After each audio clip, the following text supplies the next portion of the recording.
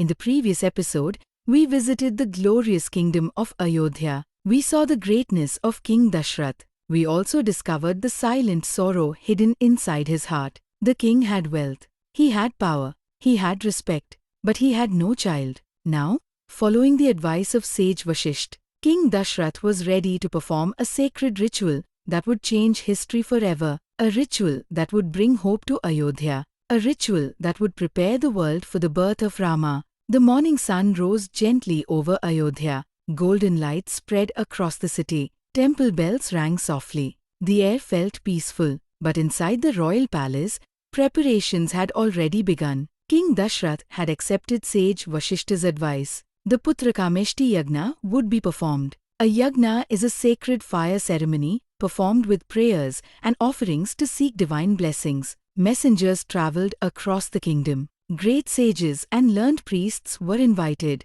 The people of Ayodhya eagerly waited for the special event. Everyone knew how deeply the king wished for children. Everyone prayed that his wish would finally come true. Among all the sages invited to the ceremony, one name stood above the rest: Sage Rishyasringa.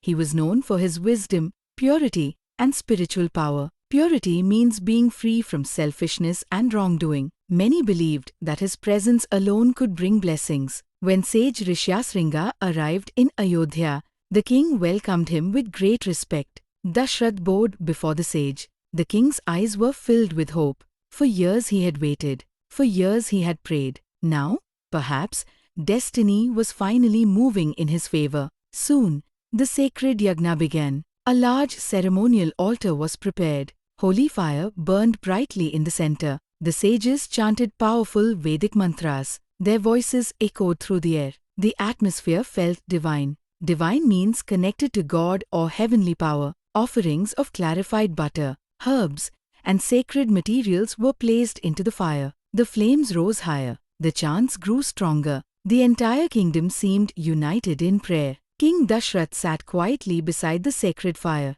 His hands were folded.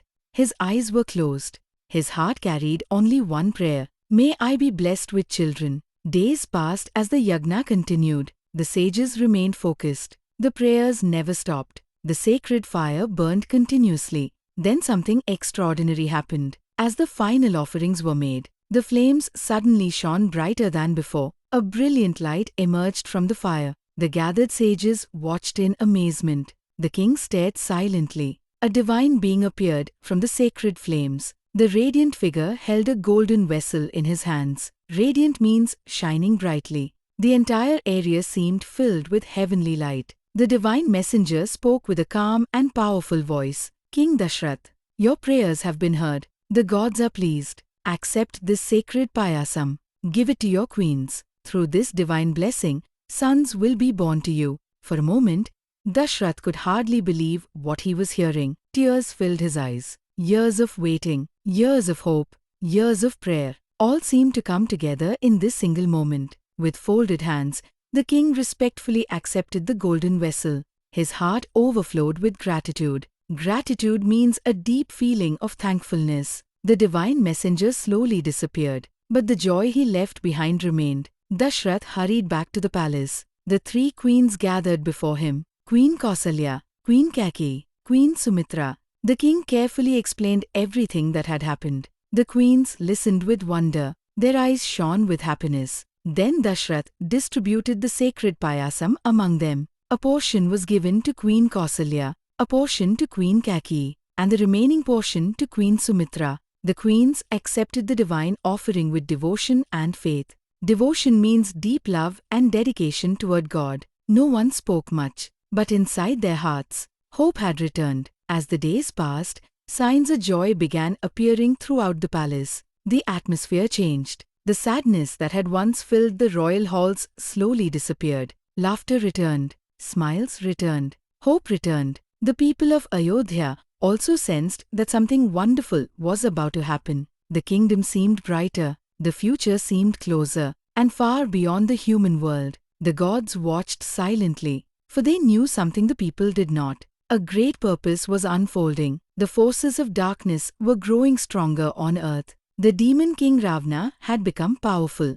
His arrogance and cruelty were increasing every day. Arrogance means excessive pride. The world needed a protector. The world needed a hero. The world needed Rama. Months passed peacefully. The kingdom waited with excitement. The queens waited with happiness. The king waited with gratitude. And then, the long-awaited moment finally arrived. A moment that would fill Ayodhya with celebration. A moment that would bring divine joy to the world. The birth of Rama was near. The sacred yagna had succeeded. The blessings of the gods had arrived. Hope had returned to Ayodhya. And now, the kingdom stood on the edge of a miracle. In the next episode, we will witness the divine birth of Rama and his brothers. A birth that would forever change the course of history. Until then, keep listening, keep learning, and continue your English journey through the timeless story of Ramayana. Jai Shri Ram.